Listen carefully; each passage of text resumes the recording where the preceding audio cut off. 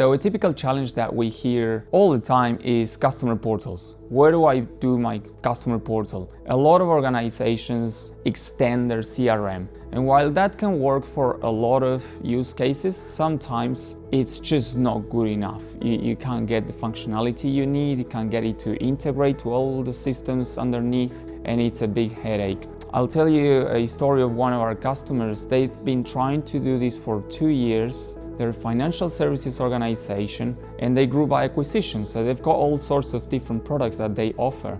And they ended up with 4 portals for 4 products. So imagine if you have to log into 4 different portals to get access to all the products that you have with this company. So obviously that was a bit of a spaghetti customer experience and they wanted to fix it. They tried with a CRM, but they couldn't make it pixel perfect. They tried with other 3 technologies. It didn't work for them. So then come to us, and in 3 months we went from design to build to deploy with full integrations into origination engines, CRM, core systems, legacy systems, KYC. It was like 11 integrations. And we're able to retire the first portal that they had built in the CRM that nobody was using, honestly. And this universal customer portal paved the way for future initiatives like their digital mortgages program. In the end, they were able to save a lot of money by reducing inbound calls to their contact center